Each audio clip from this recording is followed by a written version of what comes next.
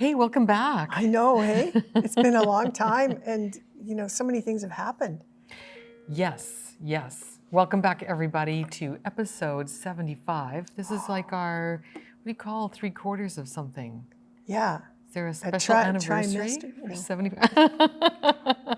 Oh, dear. I'm not sure. Well, anyway, it's episode 75 of Podcast On with your hosts, Barb and Cynthia. Yeah. We're coming to you from River City Yarns in Edmonton, Alberta. Yeah. And it's a beautiful day here in the city.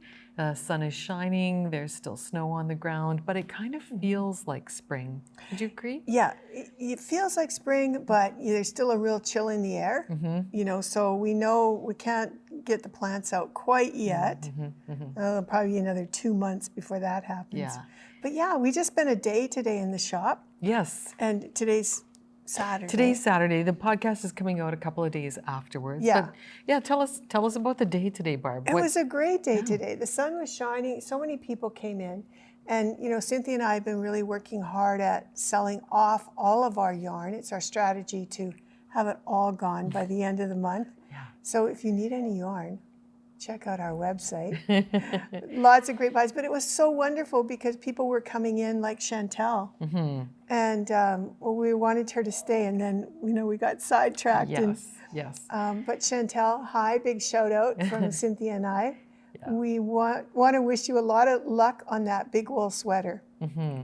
Well, one of the things that we were talking about with Chantel was the idea that, Barb pulled out one of her projects, which I think you'll pull out in a little bit. So I won't spoil it yet, but Chantel felt it and she said, oh, that feels so good. She said, it's too bad you can't feel stuff online. And we said, yeah, Chantel, you need to come here and we'll pull it out and then you can say, oh, what does it feel like? Yeah. And I always say it feels like whipped cream. Anyway, we'll tell you what it feels like. And so thank you, Chantel. We'll put a food description, I think, with the yarns, because I think that's something we can all relate to, right? Like if you're not sure what it feels like, if we say, it feels like, it feels kind of crusty, like a roasted marshmallow, but after you wear it for a while, it becomes a little smooth, like the inside of the roasted marshmallow. None of our yarn feels crusty. Well, we were talking about, what was it? You were saying rustic yarns.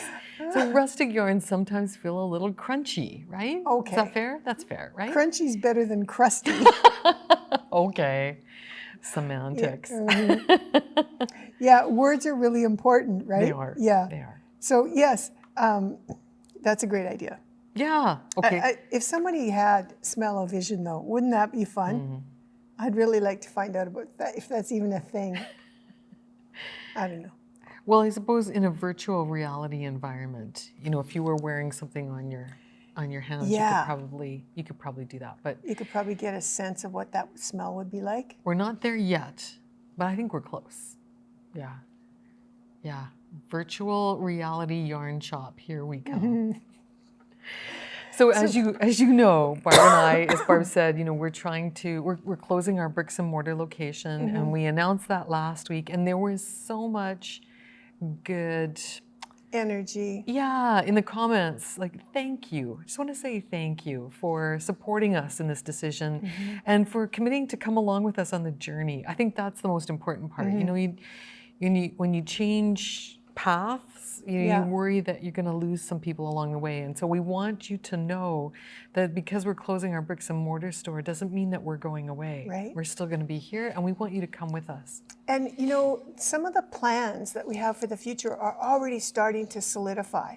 So, if you think, oh, that's too bad we won't have any yarn anymore, think again. Because we're starting to develop some really cool relationships with dyers. And, I think we might have more yarn than we can shake a stick at. Well, I think we want to be yarn influencers. Yeah. Right? So if you're thinking, what would Barb and Cynthia knit with?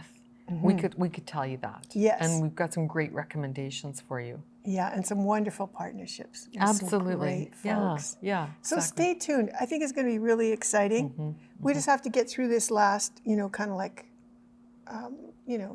restructure, like. Yes. And well, people were coming into the shop today. I know we're sitting in a particularly nice corner because it's got lots of yarn, right in camera view. So above it, it's pretty empty.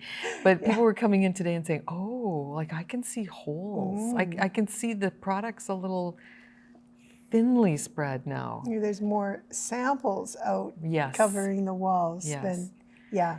So if you wanted souvenir yarn, now's the time to Now's get it. the time to get it, yeah. Yeah. So what do you think? Should we jump right in on that and talk yarn, or do you have another topic? One more thing before we get started, because this always comes up. It's like, what are you wearing? Oh yes, and we don't talk about that. We don't. We do. So down below this little video screen that you're watching, right underneath it, is a description area, and that's where we put all the notes for the show. So links to what we're wearing, information about classes, all of that is down below, so you can find it there. But we should talk about it. We should. I mean, not everybody wants to stop the video, so they can look at the notes down below, Yes. right? So And I think a lot of people do come to this, channel, to YouTube, to find out inspiration about projects. great, yeah. Right? And we're always wearing something knitwear. Great. So let's start with you. Okay, thanks. So I'm wearing an easy folded poncho. It's got two beautiful stripes here. It was knit for me by my lovely sister Barb. And the yarn that it's using is a yarn that we don't have anymore. I think it's a Grignasco yarn. Yeah, Do you think so? yeah. Exactly. But if we were to sub it out, we would use felted tweed. Yes. Yeah. Yes. That's the closest. In fact, it was almost identical. The fiber content. Yes. Yeah, I'm not sure that it had alpaca in it though, yours. And now the new one has alpaca. And there's I see just a little strand of Noro in here. Yes. I just think it needed a pop of pink. So if you want to do an easy folded poncho, the pattern's available from Church Mouse Yarns and Tea. You can find it on Ravelry or on their webpage. And you will need 5 balls of felted tweed, 6 balls if you want to do the optional collar. That's part of the pattern. I like it kind of open like this. It's easy to slip on and off, and you don't have to do so much hair restyling once it's on. Yeah. So that's what I'm wearing. And tell us about what you've done. Yeah. Well, I was just going to say, do you want to talk about that? Because it looks so pretty when you had that on. I will talk about that away at the appropriate away time. All right. I'm wearing my own design. Ooh. Yeah, this is a capelet that I've designed, and it's for machine knitters. I have hand knit many, many capelets, and I love a capelet because there's no sleeves, right? Your hands are free. But they've all been hand knit, and they've all been knit in the round, right? Yeah, I think so, yeah. So I thought there's got to be a way to do this on my machine, knit flat. And so after a lot of planning, like weeks, I got it figured out. Nice. I know. So can you tell us a bit? So does it have a name? What you're wearing? No, I didn't name it, but I did write down copious notes. Okay. So I'm going to share the pattern with my machine knitting group. Okay. And then after if any of them want to knit it, Yes. then after I've got all the bugs out of it, then I'll maybe put it up on Ravelry. Okay. But it's done in stockinette stitch and a tuck stitch. Ah, okay. So do you know what a tuck stitch is? Well, I think, isn't that when you insert the needle in the row below or the 2 rows below? 4, actually. Oh. So a tuck stitch puts a yarn over in between 2 stockinette stitches. Okay. So it increases your stitch count? No. Oh. It just, one of your needles comes forward and the yarn just goes over top of it. So it doesn't get knit for 3 rows. Okay. So it's got this one needle that's got 3 strands over top of it. Okay. And on the 4th row, it knits. Okay. And you can consolidate those 3 strands? Yes. Okay. So that's all there is to a tuck. And it's really pretty because the 3 strands kind of go like this, and they're held up on the 4th row. Okay. It's like smocking in a way? Sort of like that, Okay. yeah. So here it is, right here, see? And it creates a little hole and a vertical, sort of like a slip stitch Nice. on the surface. We'll get a close-up of that for you, and insert that in so you can see what Barb's talking Yeah. about. So the hard part, where I had the difficulty, Cynthia, was that I had all these stitches on the bed. I did it bottom up. And then every 4 or 5 times I had to decrease 24 stitches evenly across the row. And so to try and figure out where those were and where my tuck stitch was a real challenge. Right. And then I also wanted to decrease so that the tuck stitch went up like this. I was inspired by Carissa Browning's Road Warrior? Road Warrior, Yes, yeah. right? Yeah. And so I wanted them to go up on a vertical. So I needed to decrease, you know, all the way along to the top. Nice. So it was a real challenge, but I'm really happy that I was able to do it. It's like an accomplishment. Absolutely. Right? I mean, there's math involved, right? Because you got to figure out where to put those decreases and you know, where to put them on the round. And I know. Yeah.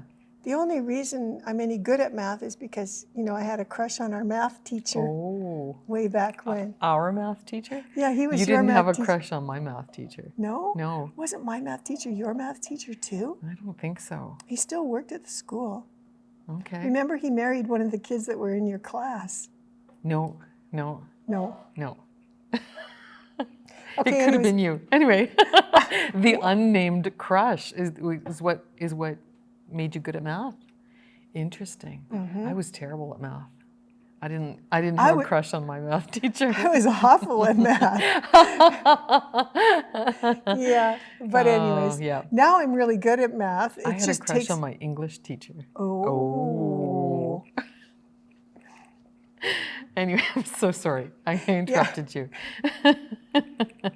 So you designed it in 2 semicircles? Right, yeah. Okay. Yeah, exactly. Okay. So they're kind of like, you know, they go up at the top and then they're wider at the bottom. Yeah. Yeah. And then you seamed it together? Yes. Okay. So the hard part was every time I did decreases along the row, I had empty stitches, right? Because you on take your knitting machine. On my knitting machine, you take a stitch and you put it over to another stitch, and that's how you create, you know, a hole. So can you go across with the carriage and skip pins? No. Oh. So I had to go and pick up all the stitches from the edge and move them over. Oh. To fill in 12 holes on each side of 0. So 0 was the middle on my knitting machine.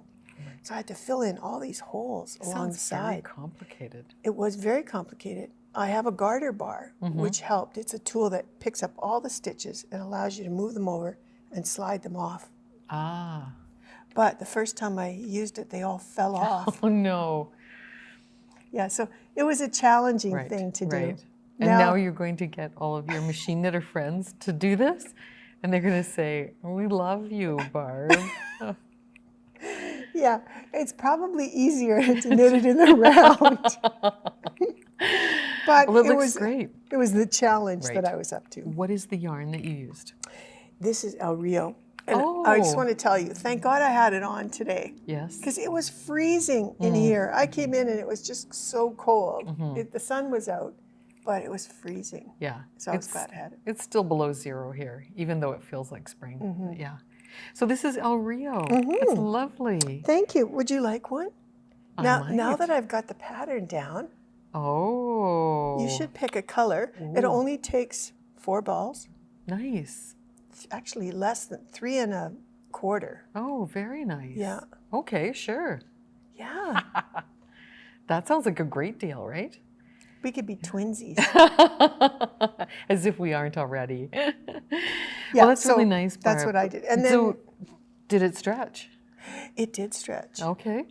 Not as much as I thought it was going to. Do you think the tuck stitches help? The tuck stitches helped widen it out. Oh. Tuck compresses the rows this way. Okay. So it was a wider piece, which is what I wanted because my bed only held 150 needles. Oh. So sometimes some of these capelets are 400 stitches in the round.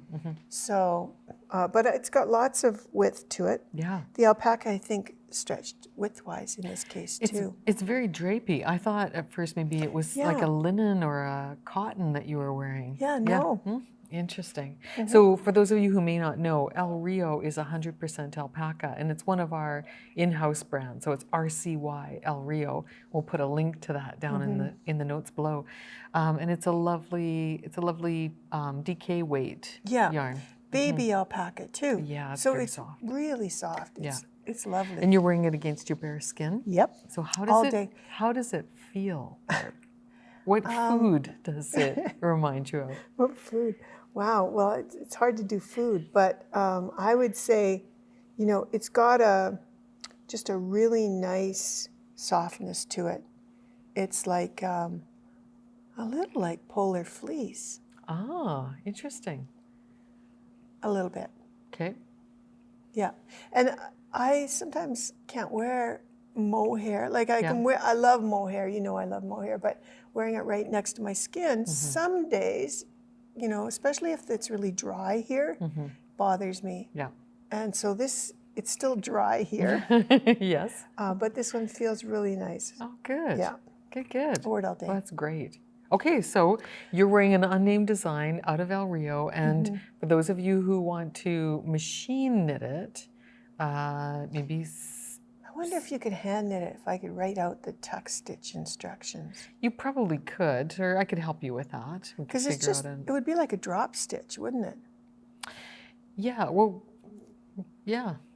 I think that's sometimes what you do is you drop a stitch and then, or you go down and you pick up a stitch like 4 rows below, and you let the stitches from above unravel. Right. I think that's how, as I've done it a few times when we did that Operation Sock Drawer. Oh. There was a pair of socks in there that had the...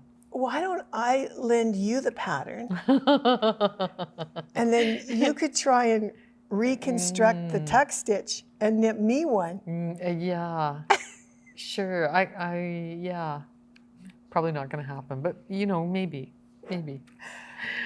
Oh man. Okay, stay tuned, because Cynthia, she's really smart, and she will figure out the hand knitting instructions for the tuck stitch. I'll tell you what the translation is for sure. Yeah, and but then, you figure it out on the machine, and then I'll tell you what the Well, and then you could knit one too, right? Anyone can, and then I just seamed up the edges right here. Yeah. And here. That's really nice. So it's a nice alternative for people who don't like to knit on circular needles. Yes. And also the seams are probably nice and helpful for something like alpaca, which is a bit of a slippery fiber. And so having those seams is a good thing. It gives it some structure. Yeah, and I don't think it stretches as much because of those side seams. Yeah. And then look at the little scallop that automatically forms from that tuck stitch. That's really nice. Cute. That's really nice. So last podcast, we featured an interview with Carissa Browning. And this podcast, we also have a feature interview. I'm not going to tell you who it is yet, because we're talking about Carissa. But if you watch to the very end, there'll be a link at the end to the interview that we did this month. But last month, we talked to Carissa, and she's so engaging and entertaining. We love Carissa. And so you said you were inspired by her... Road Warrior. Ah, okay. So, like or you may know, Carissa does crochet patterns and knit patterns of the same design. She does amazing work with plaid. It's like mind-blowing that you can make plaid in knit. And she does double knitting. She does crochet. She does yip. She's the Star Wars. I mean, she does it all. Yes. Right. She's very creative. She's very creative. So she had this shawl called Road Warrior that she let us use in our Christmas Advent boxes. I call them Advent. They're not. They're now called... I think we called them the Making Memories box. Making Memories boxes. Yeah. So this is it, you guys. Hold that for you? Sure. This is the shawl, and you can see it comes up to a center. It's a slip stitch. And it's done, and you slip the stitches up, and you get this vertical line. And then this yarn, oh my gosh, it was so nice to knit with. I took this on holidays, and then when I got back home, I was supposed to start this away, that away. I couldn't. I couldn't put it down. I had to finish it. And so that's why I'm not as far ahead on. So what is this yarn? This is Eden, our Eden yarn, made for us by Handmaiden. And it's such exciting news. They're continuing on with the line. Right. They're bringing in Eden and they're selling it from their Nova Scotia store. And who knows, it could be in a store near you anytime soon. So we're so thrilled because Caroline with our hockey yarn is doing the same thing. It's going to go into her shop and then possibly into stores. So it's like, oh my gosh, our babies are are developed wings and they're flying away. It's very fun. Just a little, maybe quite like just a short backstory for those of you who may be joining us for the first time or don't know. We had a line of 7 house yarns, and 2 of them were dyed for us by a company in Calgary called Ancient Arts. They did our hat trick, our hockey-inspired yarn, and touchdown, our football-inspired yarn, and there was a baby sister called Hat Trick Semi-Solid as well. So they're going to continue to dye and sell those yarns, which have become very popular, right? Yes. And then Handmaiden in Nova Scotia dyes our Eden and Adam and Eve line. And so they've added Eden to their yarn bases that they're dyeing. And they also have Adam and Eve, but they call it Casbah. Right. Always have had it. Casbah was their kind of house yarn. And we just renamed it and they dyed custom colorways for us. So that was our kind of go-to luxury yarn, right? The cashmere in it's so soft. So this is the one that Chantel was admiring when she came in, and we were talking about what it feels like, and I said whipped cream, and she agreed with me. Yeah. It does. It's the handle on Eden is incredibly soft, and the colors are unique. They're always individual. You know, different, if you get 2 skeins of the same colorway, they're going to work up just a little bit differently because they're all hand painted, and you're going to get an individual.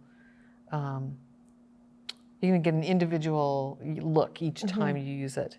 So can you believe how big this is, too, Cynthia? It's huge. Like it was not this big when I finished it. I'd say it's almost grown 50%. Wow. As opposed to 30. Yeah, well, it's fairly loosely knit, right? I mean, so do you remember what size needle you used? 5. A 5 millimeter? Yeah. So an 8 US. Yeah.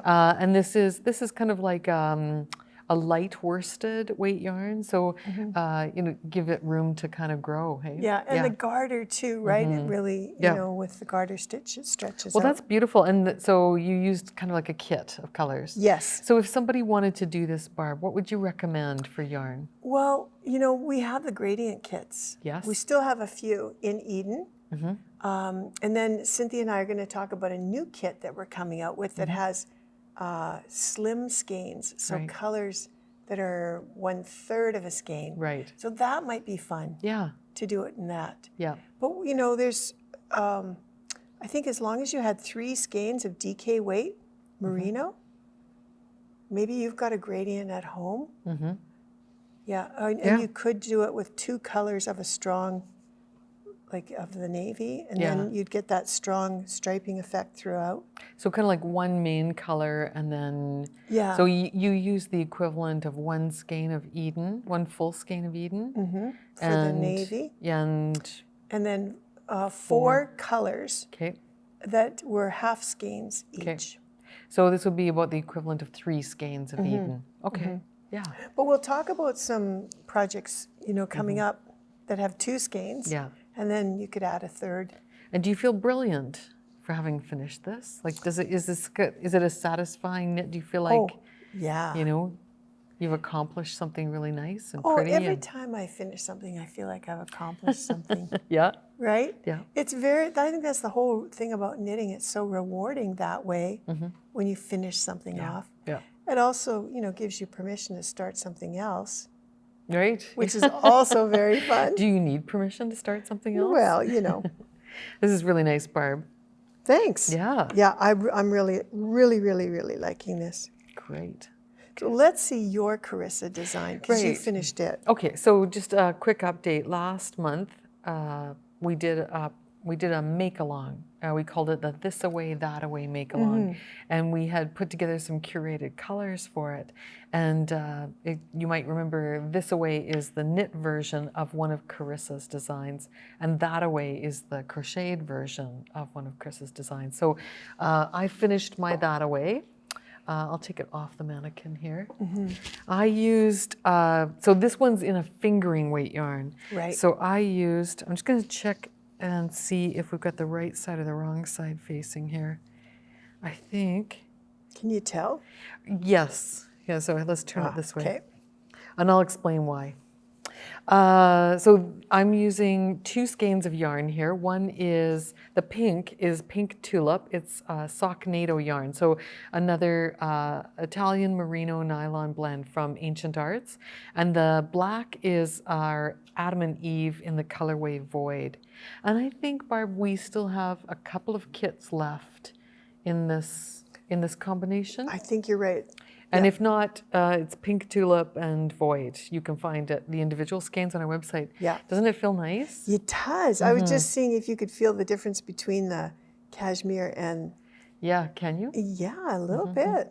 Yeah. So Adam and Eve has 10% cashmere in it, and Socknado doesn't. It's more merino. Yeah. But they both feel very soft. But there's maybe just a little kind of fuzziness to the Adam and Eve. That's right, and a little more crispness to the Socknado. Yeah. How's that for a description? Sure. Crisp like potato chips or crisp like scalloped potatoes? Sort of like a cotton denim-y shirt. So with this pattern, whether you knit it or crochet it, you start at one tail and you work your way to the center till you get to here. And then in the knitted version, you put in some waste yarn right here and you continue on. In the crocheted version, you just stop here and then you cast on. You do this half double foundation crochet, which is so cool. You're creating the foundation chain. You know, oftentimes when you crochet, you start with a chain stitch, but in this one, Carissa has you doing this foundation crochet. So you're making a half double, but also making the chain stitch that goes below it. It kind of blows your mind when you do it. It's so clever. And she didn't invent it. It's been around for a while, but it was the first time I'd tried it. And so then you work the other half of the wingspan going that way. And then when you're done that and you come back and you work your crocheted version, your diamond shape in between or kite shaped in between. So I finished this last night and it was quite late and I quickly blocked it. I didn't block it for as long as I normally do. I only let it sit for about 15 minutes. And then I put it out on my blocking mats. I didn't use any wires. I just kind of smoothed it out and let it dry overnight. So, you know, it's good to go this morning. Yeah. And it grew. So again, there was a lot of discussion in our make-along group about it being small when you were done. And when you open up the waste yarn on the knit version and when you know, on the crochet version, when you look at that little, you know, diamond in between, it does widen the project out. But after you wash it and you kind of smooth it out, like mine grew, at least 30%. Wow. See, that's a lot too. It was too late to take measurements. I was too tired. And so I just threw it in the water and then took it out and let it out to dry. So I have this much yarn left over. Oh, this will be cool. So maybe tassels. 20 grams of that one and Yeah. 10 grams, maybe, I don't know. You have I have more, this much left. more of this. I thought there was less of this on the ball than that. Well, I haven't rewound this. So you can feel it's kind of hollow in the center. And I have rewound this. So there's not as much here as it might look. But yeah, I'm gonna make 3 tassels just like Carissa did and put them on. And I think that'll make it, give it a nice finish. Oh yeah. And a nice flare. So yeah, it was a really fun project. It really was. And I enjoyed it. I took it with me on my trip, but I didn't really work on it. Yeah, that's right. Well, you have to tell everyone about your trip too. I just want to put a plug in for Carissa's patterns. So if you want this away or that away, that away looks just the same. This is that away. Okay, this away looks just the same, only it's a knit version. Right. Yeah. Or if you'd like the Road Warrior or any others of Carissa's patterns. They're all available on her website or on Ravelry. Yeah. And we highly encourage you to go check out her patterns. They're just beautiful. Yeah, and this was, I think this was a really good stash buster. Because how many of us have 2 skeins of sock yarn? I mean, how many of us have 200 skeins of sock yarn? Yeah. Seriously, like you think you don't, but you do. And so if you can take 2 of them and turn them into a shawl and have the option of either knitting or crocheting, how good is that? I know. So we did our make along over 3 weeks, and okay, granted, Barb's not done yet, but you know, a 3-week project, working on it intermittently, right? That's doable. That's really doable. I'm to the part where I'm putting in the waste yarn. Okay, perfect. So you know, a little under half, like 40%. Yeah, good. And if you wanted, you know, if you're like novice crocheter, I think this is a good pattern to kind of, you know, wet your teeth on. Yeah. Gives you a more interesting stitch. There's an increase or a decrease that you're doing on every other row, and so that keeps it. There's a video that Carissa's got on how to do that foundation chain. So yeah, do you think it would be a good beginner project? I wouldn't say beginner, but definitely novice. So, you know, if you know how to do basic crochet stitches, and let's say you've done the obligatory dishcloth, and maybe you've done a hat or something like that, you know, a smaller project, then I think you're ready for this. But you don't have to know how to crochet in the round. You don't. Really, it's flat back and forth. Yeah. And I don't know, I think we always encourage knitters to be crocheters and crocheters to be knitters. For sure. Oh, and I was going to say, there's a right side and a wrong side, because one of the things about crochet that I love is that you can bury the tails as you go. So in this one, I didn't take the yarn up the side because it was hard to hide. In the knit version, Carissa has built in this little I-cord that kind of curls around your tails as you go up the side, so you can carry the yarn up the side. Yeah. But in crochet, we don't have that. You can put a border on afterwards if you want to. So I cut the tails every time I changed colors. Oh, wow. And so I buried them underneath. You just hold them down along the top of the row and you crochet over top of them. So they peek out and you can kind of feel them on the wrong side. So that's how, they look identical, both sides, but I know one is the right side and one is the wrong side. Isn't that funny when you know something, you know, like, or like a mistake, you know, if you know that you've done something and you keep on going, does it bother you to go back? You know, or does it bother you to keep going, or do you want to go back and fix that? Well, what's your... That's an interesting thing, is when I was making this, I had markers in it, and it was kind of annoying to keep moving the markers. Because again, in crochet, you have to physically take the marker out, reattach it, and then go on. And I had markers every 10 stitches because I thought maybe I was making a mistake about the decrease on the center stitch. And I thought my count was off, and it turned out, but I didn't learn this until the second tail, that it was just because of where the markers were sitting that I thought my numbers were off. They weren't off. So it took me, you know, 60% into the project to realize that. And then I thought, well, now I don't need these markers anymore. I don't need as many of them. I had them every 10 stitches. And, you know, that was a lot of work in crochet. The other thing I learned about this one is that black is not a friendly color.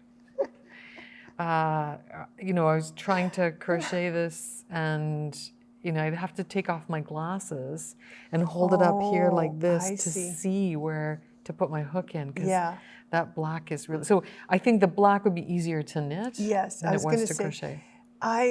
You know, I'm working on a different project where I'm using black. No. And I'm loving it, but it's knit, so it is much easier to work with. I think you're right. Trying to see it with a crochet hook, where to put that might be tough, hey? Yeah, you need bright Florida sunlight so that you can hold it up and see where the hole is. And a magnifying glass. So tell us all about your holiday. Oh, yeah. well, my whole family, so there's 7 of us, went for a short vacation. We were gone a week, including travel time, to the lovely state of Florida. We went to Universal Studios and spent 4 days, trying to emulate Harry Potter. It was great. We had butterbeer. We had Mike had a Scottish breakfast because he thought that was cool. And what else do we do? The kids got wands, and they have interactive stations all over Harry Potter, so they could, say a spell and make water appear or make little things, books open and stuff like it. That was quite cool. Yeah. The kids, I'm sure, will remember this for a long time, so. right? Yeah. If not, we took video of every possible moment, so they can't possibly forget because it's been recorded to death. But the other thing that was really cool, friends, is that the day we left, and we had to get up at 3 in the morning to be at the airport by 4 a.m., it was minus 27 in Edmonton when we left, Celsius. And when we got to Florida in the evening, it was plus 27 degrees Celsius. Yeah. So 54 degrees difference. Wow. And we just, we wore shorts and t-shirts the whole time we were there. It was so nice. I know. Now you want to go live in Florida, don't you? Well, the kids do. They didn't want to come home. No. They knew it meant like mitts and hats and snow boots and all that good stuff. I know that the kids had a good time from the one picture that you sent me. Which one was that? It was them. They were sleeping in bed. Rachel was here and Hayden was like on an angle like this. And you could tell they were just conked right out. Yeah.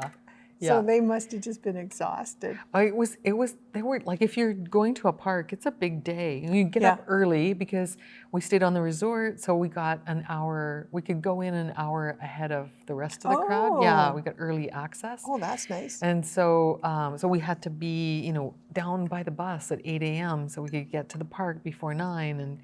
And and then we learned, halfway in that it was a good idea to kind of come back to the hotel and do a siesta period at the hottest part of the day because heat exhaustion is real. Yeah.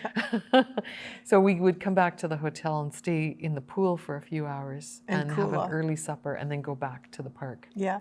But full days. I mean, absolutely. You guys were. Yeah. There was no crocheting or knitting. Yeah. While we were there. Yeah. Anyway, it was lovely. It was really lovely. I was happy to get away. It was warm and it was cozy and all that good stuff. So thanks for asking. Nice. Yeah. All right. I stayed here and worked my fingers to the bone. She did. Barb had to do 3 Zoom sessions all by herself. Oh my God! And me, I'm just like maybe a little technically challenged. Thank God I had my friends, Gwen, Diane, Jenny, all sorts of people were helping me out. That's nice. I almost forgot to hit the record button. Oh dear. Well, these are adventures. This is our new adventure, right? Our new paradigm. Which kind of brings us to, I see you brought some socks out. I did. And so maybe tell us about the socks before I bring us to the next topic. Oh, okay. Okay. All right. Yeah, these are socks that I made. Are these machine knit socks? They are. Okay, Oh, cool. I don't want to, have everyone think that all I'm doing is machine knitting. All she's doing is machine knitting. But I am. No, my machine knitters group, we had a challenge last month to learn how to do socks on your machine. Right, and because it's a flat bed machine, right? It does not knit in the round. No, it does not knit in the round. And so I'm so proud of these. Have a look. So how are these constructed, Barb? How do you make round things on a flat machine? Okay, so I started back here at the heel. Okay, and I just worked half of these stitches. I cast on, I think, 24. So just the back of the leg? Yeah. Okay. And so you just work to here, and then you make the heel. So you increase or short rows? Short rows. Okay. Yep, short rows, that's right. And then you go back and you get rid of the short rows. Right. Right? Yeah. And then you knit the foot, so this bottom section. Just this part here, yeah? Yep. Then you make another heel. Okay, so this is more short rows here. Yep, Okay. short rows, just like you did the heel. Yeah. And then get rid of the short rows. Okay. And then right here, you do a special technique called sew as you go. Ah. So you've got all this the instep on your machine, and every row you're hooking one of the stitches from the side, from the bottom, Okay. onto the needle that's adjacent to it. Okay. Back and forth, back and forth, back and forth. So you join it together as you go, and then all the way up the leg as well. All the way up the leg, and then Okay. you're done. Yeah. So hats off to this lady. Her name is Anna Haferman. She has a YouTube video on how to do this technique. And it's a little challenging right here at Sew As You Go, because no one has kind of explained to anybody on YouTube where to pick up the side stitch. There's a lot of options on whether you pick up the knot or the long stitch or the short stitch. So Anna's gone in and told us exactly where to pick them up. Oh, nice. And then I went and wrote a pattern for everything that Anna told us on the video. Oh. So that I wouldn't have to go look at the video every single time. Right. So now I have a sock pattern too. Nice. Well, good for you. Yeah. That's excellent. So have you tried these on? Do you wear them? They fit Very well? nice. You Okay. want to try one on? Well, maybe later. This is Epic Yarn, Yeah. and Anna, makes 2 pairs. So this one is a 24 stitch, which would be like 48 in a hand knit sock, Okay. right? Yeah. Which is an adult ladies kind of thing. And she also does a 21 Okay. or a 42 stitch sock. Right. And she tucks one inside the other. Oh. And she wears them as double slippers. Nice. Nice. Very nice. 20 minutes. Okay, now you're just being mean. Well, that's really nice, Yeah. Barb. Yeah. Good for you. So yeah, that's. So you've learned a lot on the learned a machine. lot, yeah. And do you think that having like a group that meets regularly is helpful? Oh yeah. Yeah. For sure, because it keeps everybody inspired, right? Right. Our next challenge is I can't say, but it's a challenge. So if the group accepts, there's going to be a really interesting project coming up next month. Oh, nice. Now, your group is kind of a fixed group. It's not open to everybody to join. Right. Although, I don't know, maybe we should change that. Well, It'd be fun. yeah. Because all of you are using the same machine. Right. Yeah. And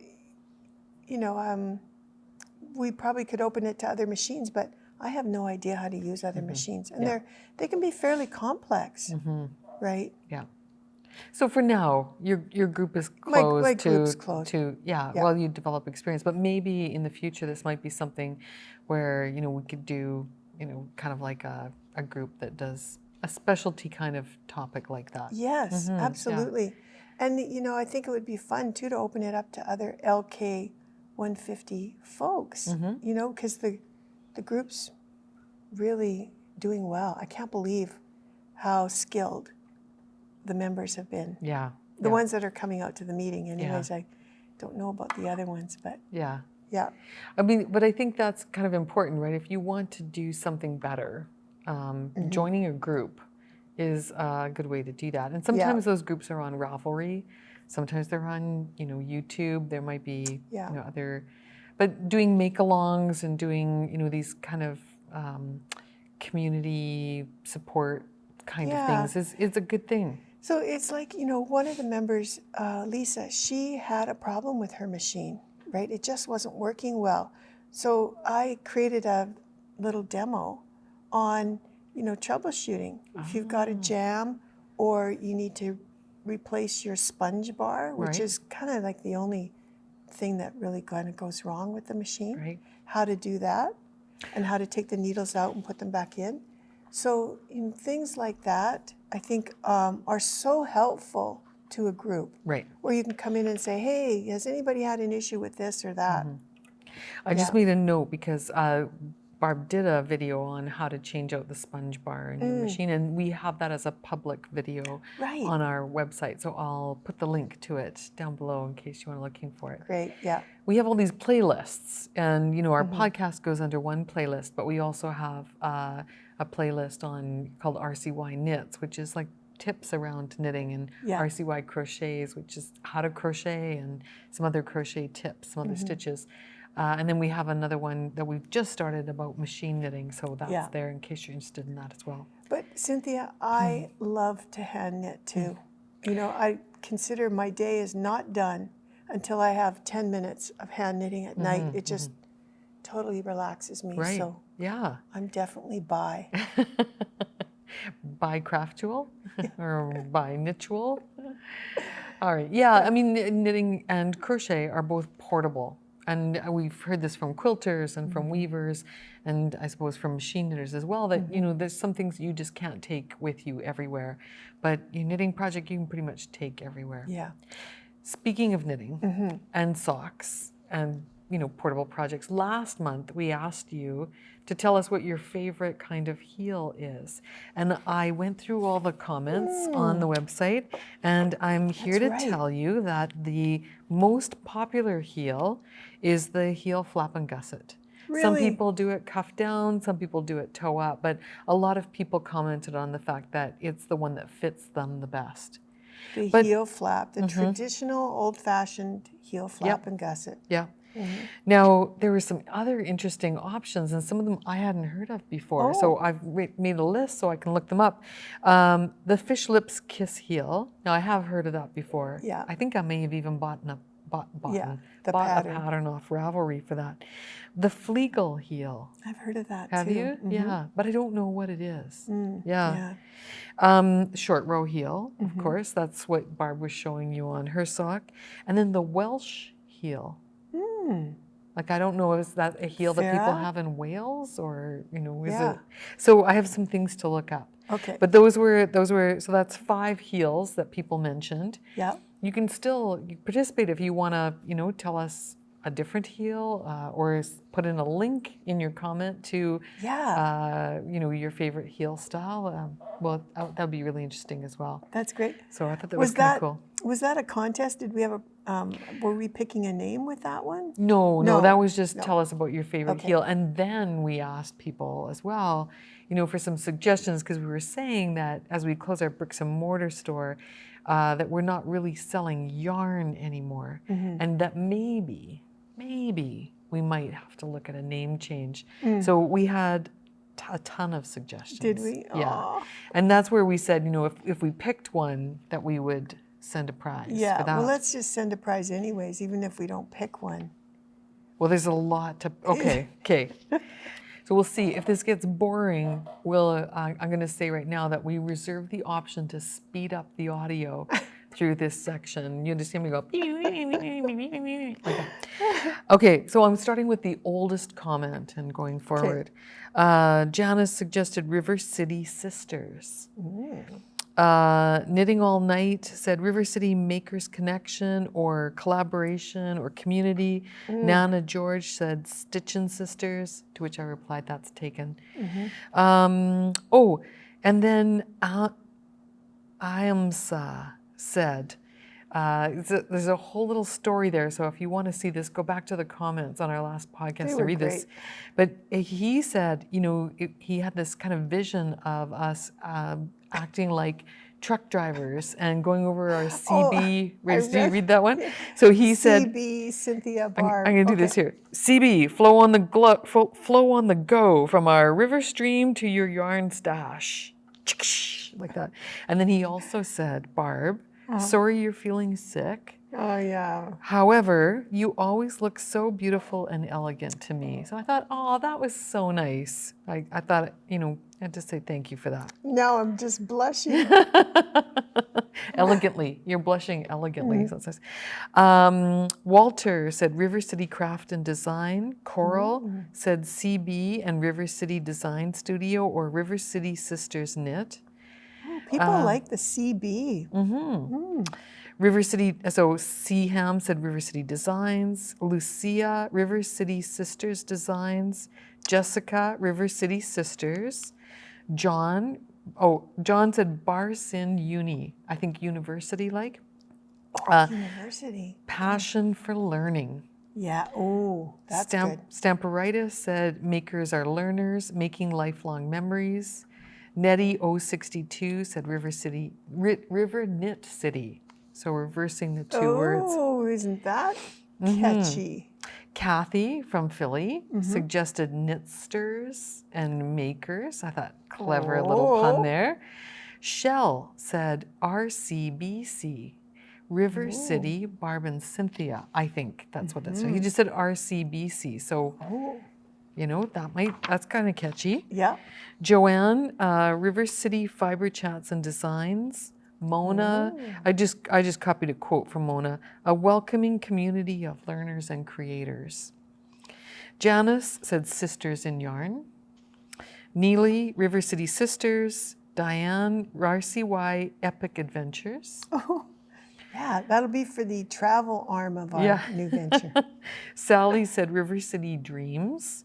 Jenny, you know Jenny from New York, Portland, said River City Online, River City Travels, River City Unbound, River City Unwound. Anna said Hat Trick Sisters. Erica, our friend Erica from Stony Plain, said River City Pearls. Because we remind her of gems. But she spelt it P-U-R-L-S, like pearls. Lisa said River City Creative Fiber Arts, River City Fiber Entertainment. Donna said River City Yarns, eShop and Skills, or RCY Virtual Shop and Learn. Wow. Kat said RC Online and Workshops. Chickanitty said Between Two Needles, kind of like sisters, right? And Anne said, around the needles and through the yarn. So I think there's a lot of clever ideas in here. Holy moly. Yeah. Definitely River City Sisters was repeated a few times. So I think we kind of planted that seed too, that we'd like to keep River City, right? Yeah. So, yeah. Wow, what a lot of great suggestions, I know. you guys. It's going to take us a while to kind of go through that and, you know, figure things out. But thank you. Thank you for the creativity. Yeah. So we have a special gift, right, for someone. Well, I think the idea was that we kind of meld through it and come up with an idea, and if it matched somebody's suggestion, that we would, you know, maybe give a gift there. Oh, okay. Because I had a sock blank, you know, reserved, and we haven't given it away yet. So true. We could hold on to it a little bit longer. Okay. We could, right? We could, till we kind of figure that out. But if you want to give it away today, I can certainly just do like a, you know, put my finger down on the page or do a random draw. You want to do that? Oh, yeah, I think so. Okay. It's burning a hole in my pocket. It's burning the sock blanks. Okay. Sock blanks. So pick a number. Really? Yeah. Why don't you, okay. How high can I go? Let's see. Sing something while I count.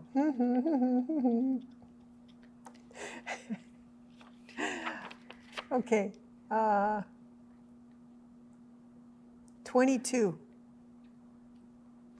You can go up to 28. Okay, 22. 22? Yeah. Okay, I'm going to count from early up. 1, 2, 3, 4, 5, 6, 7, 8, 9, 10, 11, 12, 13, 14.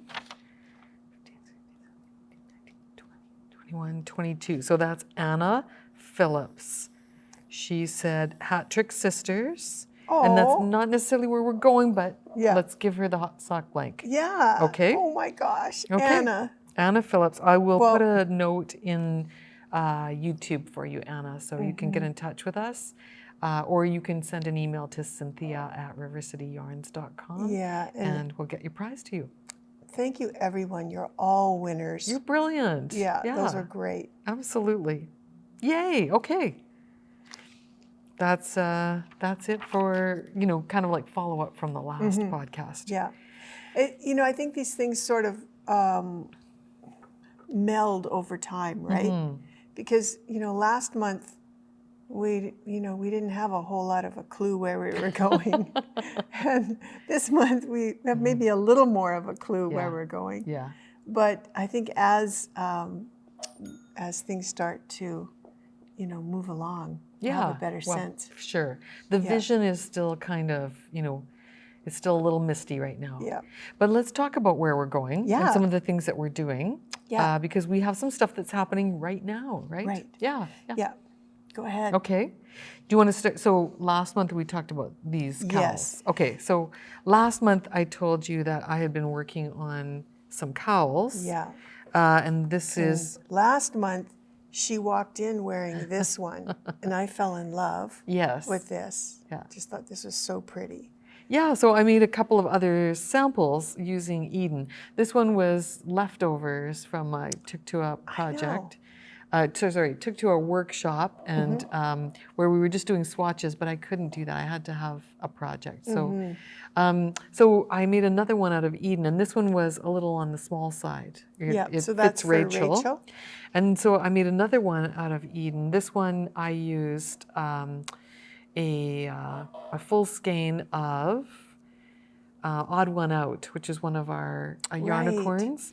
And then I used some of those slim skeins that we had made up for us. And then I wrote a pattern. Yeah. So the pattern is written, and then I went away on holidays and I left these cowls with Barb and I said, just put some yarn combinations together. Oh, it, would you? It's an easy job. Just, Just do it. Just do it. So you did. I did my best. So show us what you got. Sure, yeah. So these will be kits that you can purchase on our website. And the pattern is stranded colorwork. If you're new to stranded colorwork, then I would suggest taking Kate Atherley's class coming up.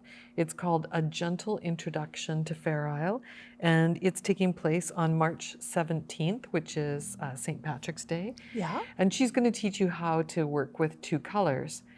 If you have done stranded colorwork before, this is a really simple pattern. So your challenge, like mine, will be to loosen up on the floats on the inside, because that was the hard part for me. I like to have control on my yarn. I like to have a firm tension.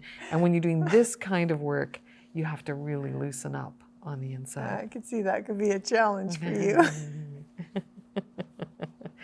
So you want to have lots of play in that. Yeah. Do you find changing needles, like, metal versus wood, that sort of thing helps? Or no? Like if I was plain knitting, yes. But for stranded colorwork, I find what I really have, no matter what needles I'm using, I really have to focus on just, petting the yarn out on my right hand needle and making sure those floats on the inside are nice and loose. Right. Yeah. Yeah.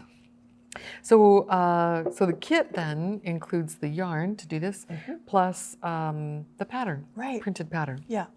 And we don't have a lot of these, Cynthia. Like I tried my best to pull from our existing stock, right? Yeah. And so I was able to do that and use up all of the minis that we had. Nice, nice. So here's the first one. Okay. This one's called, I'm just going to get the names. This is Starry Night. Okay. So we have 6 of these.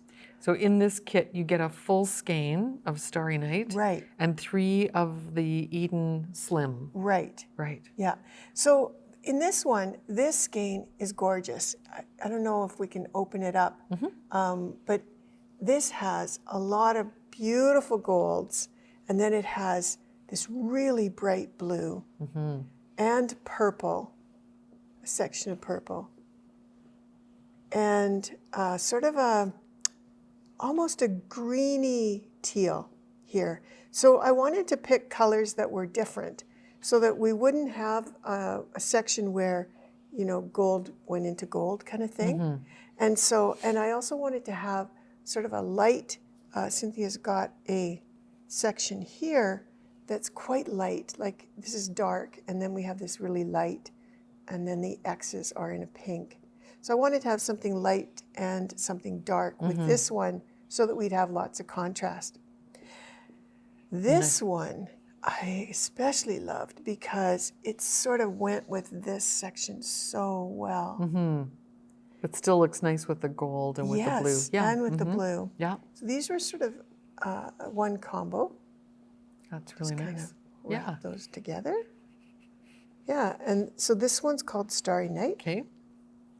The next one is called Willow and Cobalt. I think that one might be here. Yeah. Okay. So Willow was the colorway that Handmaiden developed for us for spring. And it was all about, you know, when pussy willows kind of come out here, that's kind of our sign of spring. Mm-hmm. And it's this beautiful skein with almost a rose gold color, and then a beautiful blue and a beautiful spring shoot green. You know, it's the first little shoot that comes up out of the ground. So we teamed that with three fairly dark shades. We have a denim blue, and the denim just goes with all of the colors in here. Mm-hmm. So does the bright blue, and then a really dark forest green. Yeah. So that's this one. And I love, on this, Cynthia, do you recommend that people start with the big skein? Mm-hmm. Or can they start with whatever they want? Well, I did start with the big skein at the top and the bottom. Mm-hmm. And then I have a row, 2 rows of the main color in between each pattern repeat. 2 rows, okay. Yeah. So there's lots of contrast. Mm-hmm. Okay. Yeah. Okay. Very nice. And how much yarn did you have left over? Like if you were to weigh this cowl, like, well, do we know? That's a good question because I went away and started making mittens with the leftovers. So I'll come back to that. But Okay. So I don't know exactly, but you would have enough left over to do something else, like a pair of mittens. Okay. And if you made, you can make a bigger cowl or a smaller cowl. You could also make a larger cowl.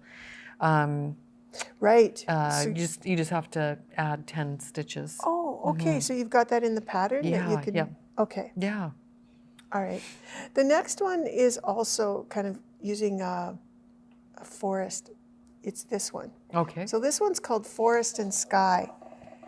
And I picked this one because this green is so beautiful. Mm-hmm. It's really a deep saturated, piney kind of green.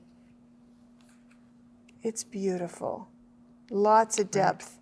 And then these ones just went so well together.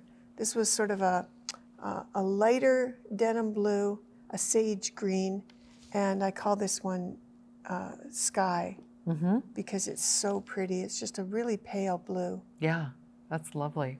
So that's that one. Nice. I'll take that for you. Okay. Okay. And I'm not sure how many of these we have, but. So yeah, we might have maybe 4 or 5 combinations of each colorway. This one we have 12. Oh, there were okay. some I was able to make 12 of. This one, Jazzberry Jewel, and I guess that's it. The others are 6s. What's Jazzberry Jewel? Okay, I'll show you what that is. That's next. an intriguing name. Yeah. So that's this one. Oh.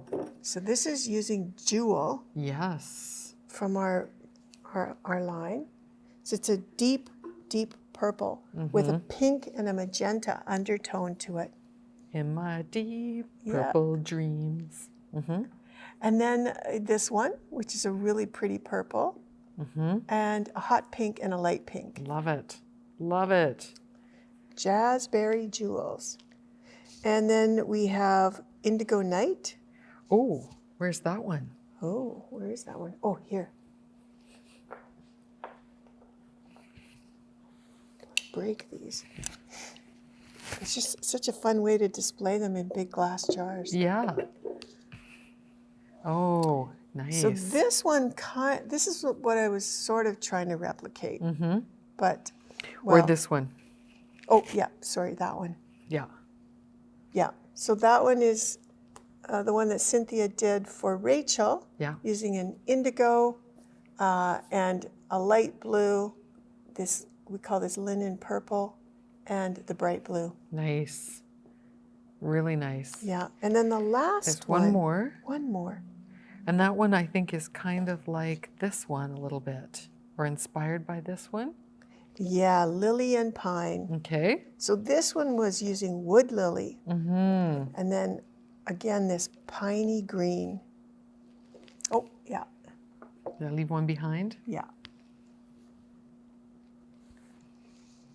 Oh yeah, that's going to be fun. I know. Isn't that going to be neat? Which color combination are you going to do? Well, I love this one. Mm-hmm.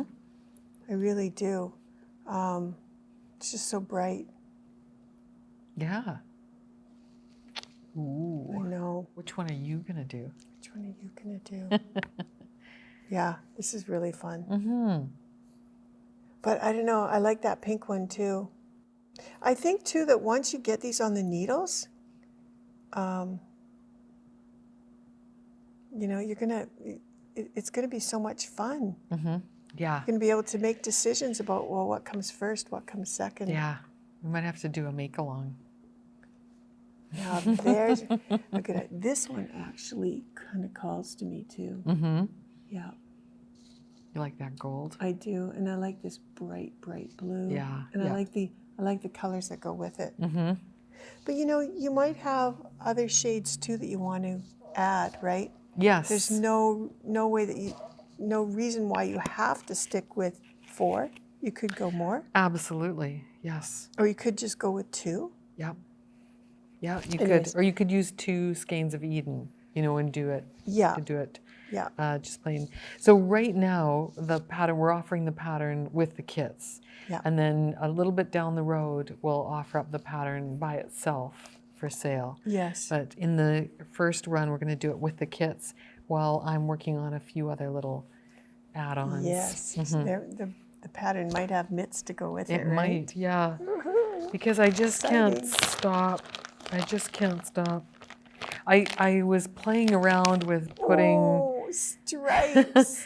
I was playing around with putting the patterning on the mittens, and it just got so complicated because every time you change the, you know, the size of the mitten, you have to, you know, figure out how to reposition the patterning. Yeah. And I thought, no, you know, just stripes. Just go Just stripes. stripes. It's fun. And so Yeah. you might even want to start with the mitten, you know, at some point, and then do the cowl. But yeah, so I've got one done and a second one started. So save all your leftovers, you guys. You'll have Absolutely. lots of yarn left over. Yeah.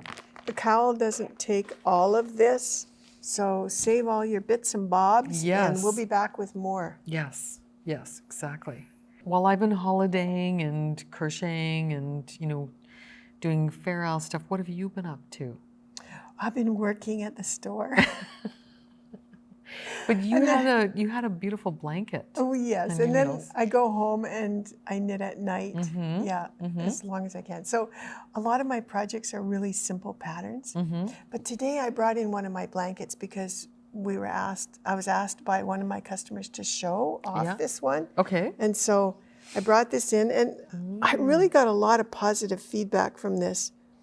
Nice. This is just a feather and fan pattern. So I believe it's a 17 stitch repeat.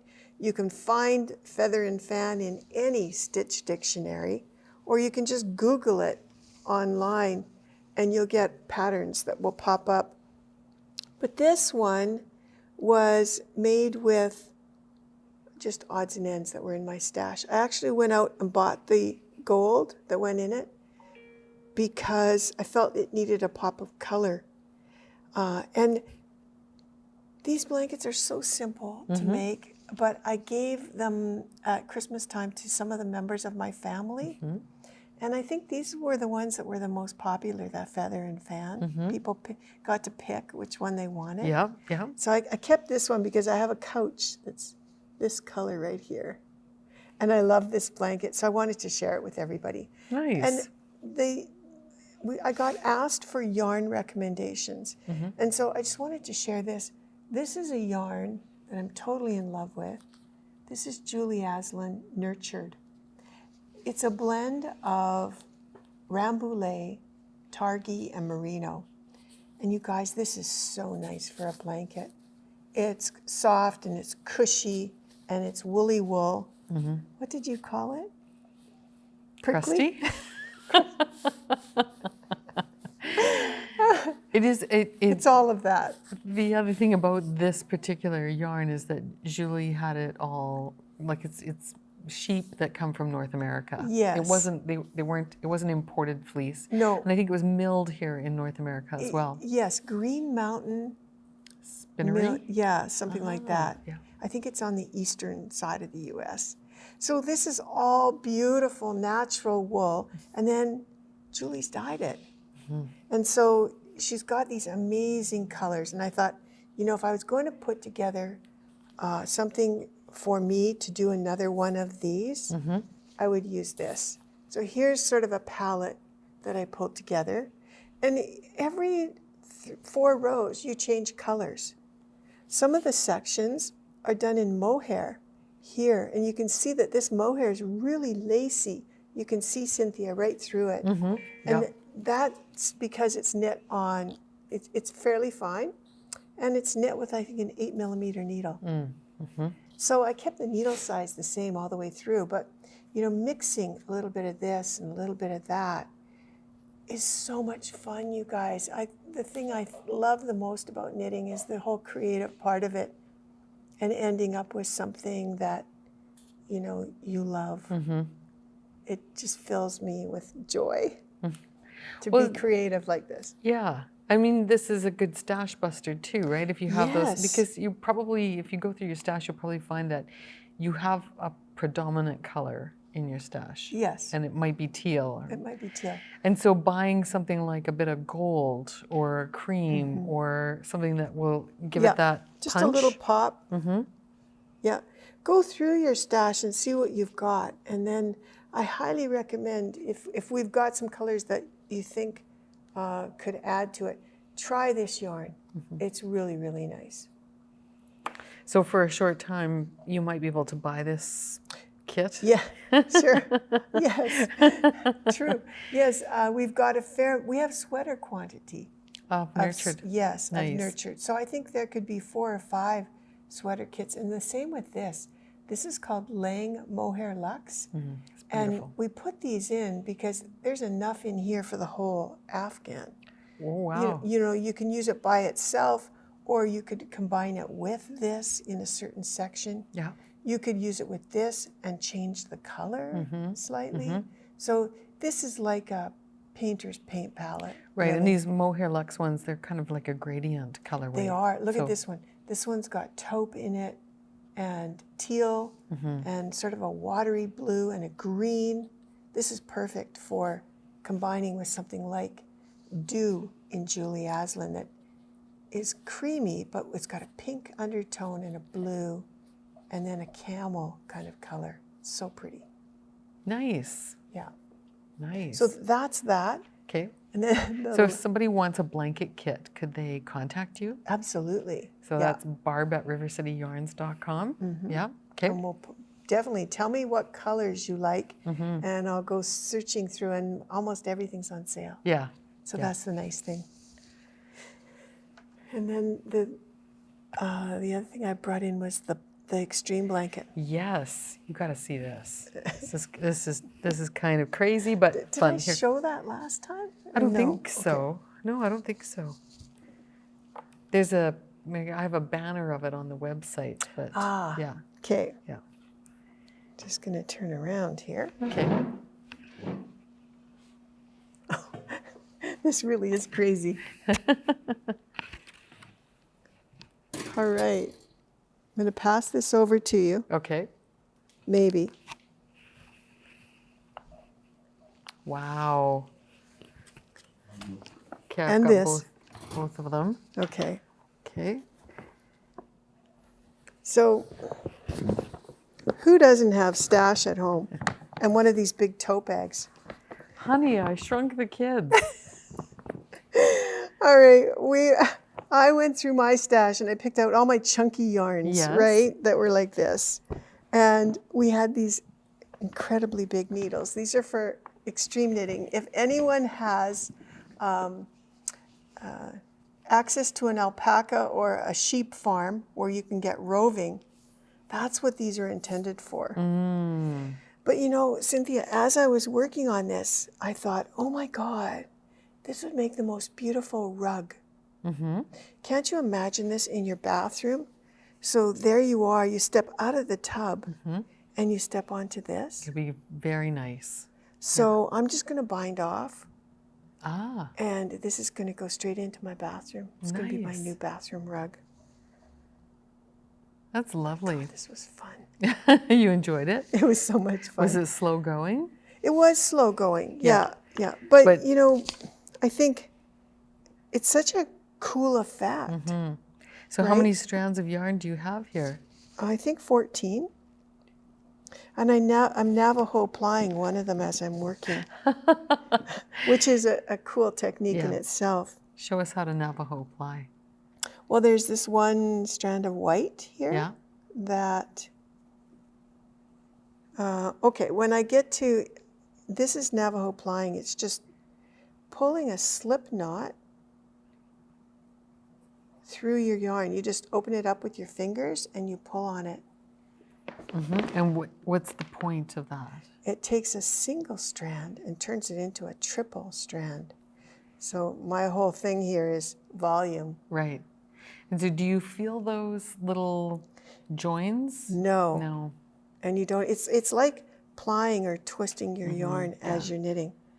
So cool. I got to do a video on that. Yeah, I think Lucy Neatby might have one. Oh, perfect. Yeah, because she used Navajo 3 plying for County. Remember County? Yes. And it has these long color repeats. And so if you wanted to use it in a shorter color span, you could do the same thing. Cool wool from Denmark, right? Yes. Or Estonia or somewhere. Yes, exactly.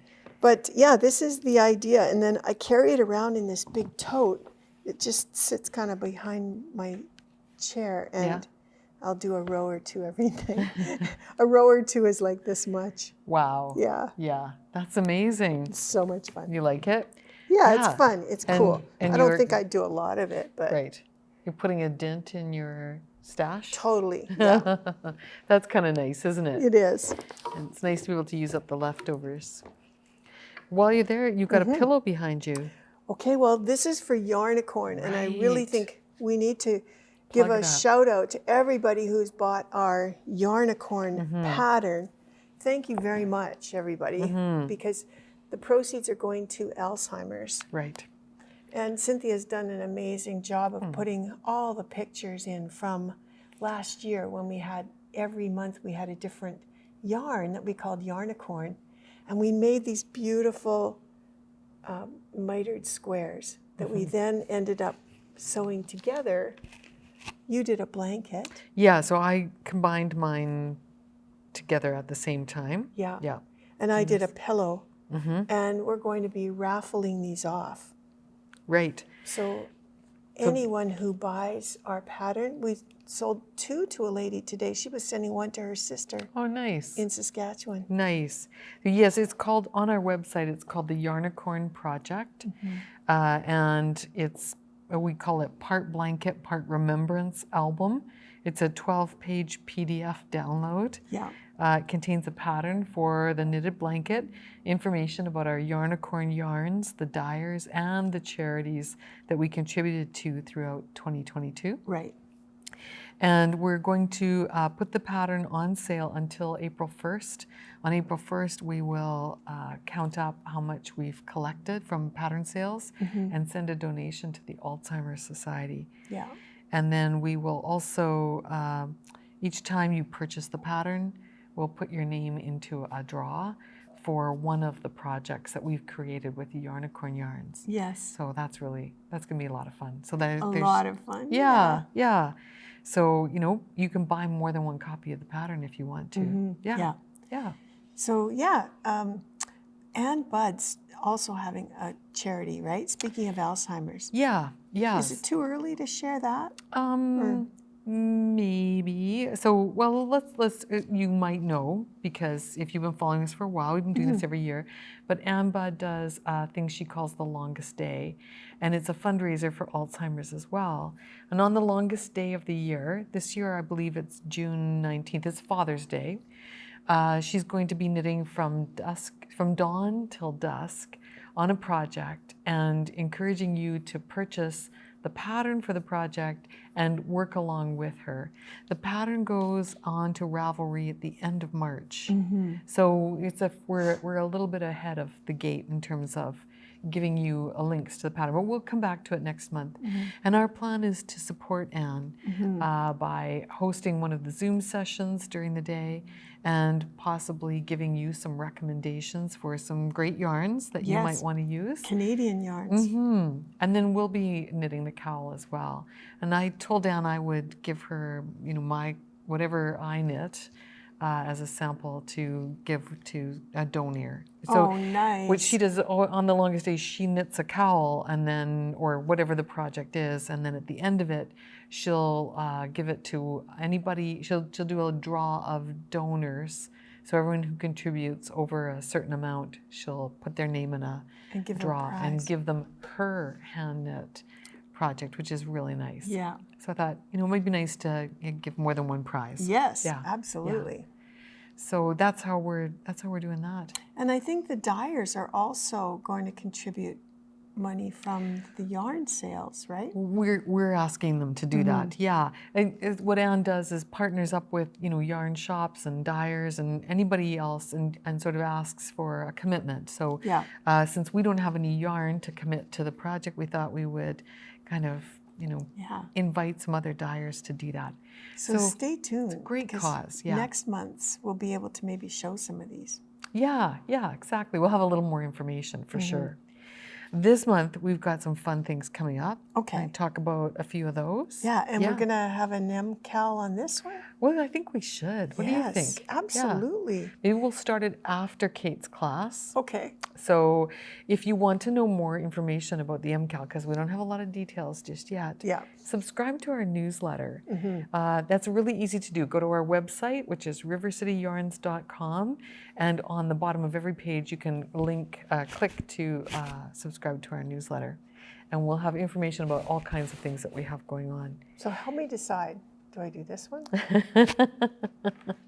Or this one? Or this one? I think you should do a bright one. Do you? I think because it makes you happy, right? Yeah. Yeah, you should choose the colors that make you happy.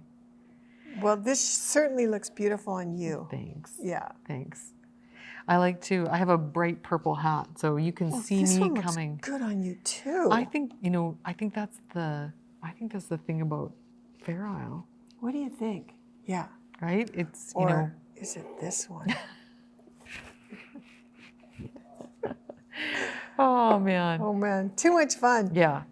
So if you haven't done stranded color work before, or even if you have, but you've struggled with it, I highly recommend this class that's coming up with Kate called A Gentle Introduction to Fair Isle, because she's going to free you up from some preconceived notions. Right. I think that's all part of it. So if somebody has tried Fair Isle before, but ended up with something that was shrunk or misshapen, or because that happened to me many times in the beginning. Exactly. The things about Fair Isle that are so frustrating are the puckering. Yeah. Or are you supposed to twist the yarns around each other? Or do you have to carry them in two hands to make it nice and even? Yes. All of these questions Kate is going to answer. So fantastic. Definitely think you should take that. And Kate's also doing a class on blocking and fiber care. Oh, nice. We're bringing her back to do this one. And I think, again, that's another thing about with stranded color work is sometimes you say, well, I can block it out, right? Yeah. And the answer is yeah, if you haven't knitted it too tightly to begin with. And if you've used a stretchy wool. If your fiber will let you, right? Yeah. Yeah. So blocking and fiber care is a question we get asked a lot. Like, do I have to dry clean this? Right. Can I wash it, with Woolite, or do I have to buy a special soap? Look at all the give in your, oh my gosh. Okay, so we took a class from Mary Jane Mucklestone. Yep, that's where this one came from. On how to do this. Yeah. And holy, you put it into practice. I did. This is so nice. I took it to heart. So after you're done Kate's class, come and do our make along with us. Let's schedule the make along for after that. And Cynthia will share with you her special technique for this. Yes. Also, Holy. Kate is coming to do a class on afterthought heels. So some of you said in the comments last month that you liked, the heel flap, but you hadn't ever done an afterthought heel. So if you want to try something different and new, there's a class with Kate on the afterthought heel. And she's our surprise interview this month. So Barb and I spent a little bit of time talking to Kate about what she's up to, her teaching style, and she's coming to Edmonton in May to our Gathering Threads retreat, a fiber festival. Yeah, fiber and everything else. There's going to be a fashion show, and there's going to be an art gallery, and there's going to be lots of really interesting vendors. That's the first weekend in May. Yeah, come to Edmonton, check it out. Now, the other thing that's happening this month, which I think is very exciting, is Ann Budd's coming back to do a class called An Introduction to Knitting in Rounds. And so if you haven't knit in the round before, if you've always wanted to make hats and socks and mittens, but you're confounded by double pointed needles or, magic loop. How to join. Those foundational things. Yeah, it's a 1 hour class with Anne on an introduction to knitting in rounds. And so she's going to teach you how to knit in the round, show you how it's done. And then you can take that class and make a cowl. Right. Nice. Yeah. So do you think that the fiber's got to have a lot to do with this too? How much Absolutely. It stretches? So this is Eden. It's 81% superwash merino, and that merino has a lot of crimp. Bounce. Yeah. When you look at sheep fiber underneath, not even underneath the microscope, you can see it with the naked eye. But instead of it, spiraling like this, it goes up and down like radio waves. And if you think about, that, it just means that you can do this with it, and then it just bounces right back. And so some sheep fiber have more crimp than others, and merino has a ton of it, and so it's very stretchy. But then when you let it go, it just bounces right back again. Yeah, that's the fun part. So another reason why our shawls stretched out so much when they got wet, right? Because that fiber, when it gets wet, it enables you to stretch it out, and it stays kind of stretched out. It does. It can. Yeah. So if if you've got something made out of merino wool, like a sweater, well, we've had customers tell us this too, right? And they wash it, and then they take it out of the water, and the sweater grows, and they say, "Oh, I've ruined my sweater." Yes. So you can it's okay. Roll it up in a towel, get rid of all, maybe 2 or 3 or 4 towels, get rid of all that extra moisture. And then when you lay it out, like scrunch it back up again a little bit, don't stretch it out. Because that's what I did with this. I smoothed it out like I was rolling dough, right? And I put it on my blocking boards and let it sit like that. I didn't have to put any pins in because I was using those Julie Weisenberger Cocoa Knits blocking boards that have the flocking on it. That's so good. It sticks. Yeah. But if you're doing something that's too stretched out, you can kind of like pat it back into place. Yeah. And then my trick is after it's completely dry, I put it in the dryer for 5 minutes. Ooh. Yeah. Must be completely dry because otherwise it can get kind of matted. But the dryer helps that. It's like heat on your hair. It just kind of, sucks it back up again. I did that with my socks this morning. Oh, yeah? And did you like it? I did. Warm socks, also snug socks. Yeah. Just a little bit. Just a little. Don't forget it, don't put it on for 40 minutes and walk away. Right, and do not put it in damp. Yeah. Because it will shrink. Epic will shrink. Yes. And some yarns, some merino fibers that are not superwash will, they will shrink from the heat, and they'll, I don't know, it's hard to explain, but they lose a bit of their soft creaminess. So make sure it's absolutely dry before you do that. But it will, you know, kind of cinch things up a touch. Yeah. I think that's everything that we had to talk about this week. I think so. I think that's the list. I will put links, lots of links into the show notes below.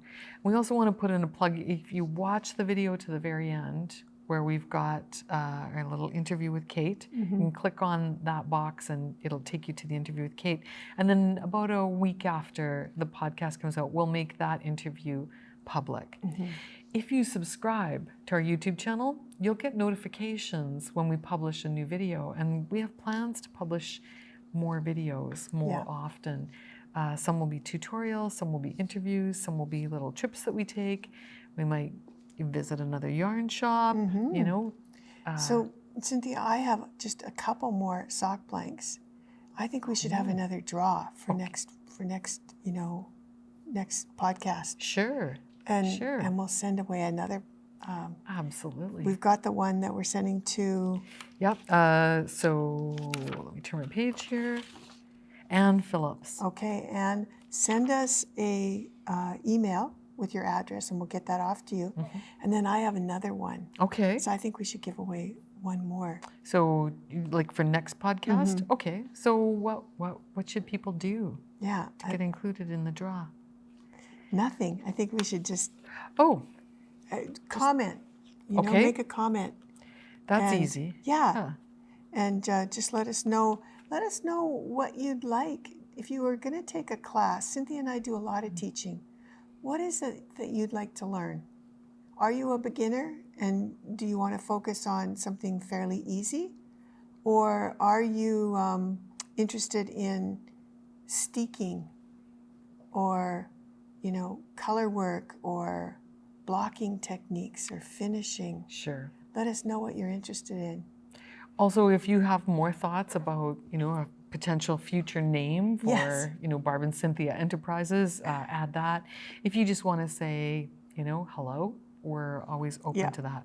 Yeah. I think it's, you know, our whole goal has always been around teaching, right? And making knitters better knitters. Or corsairs. Yeah. But, you know, maybe it's the whole education, I don't know. The School of Barb and Cynthia. Yeah. All right. It's been great spending some time with you, and we love the comments. It might take us 3 weeks to respond to them, but we try to reply to all the comments that you leave. So leave us lots. It makes us feel warm and fuzzy inside, and we don't mind that at all. All right? Take care, everybody. Have a great month. Bye.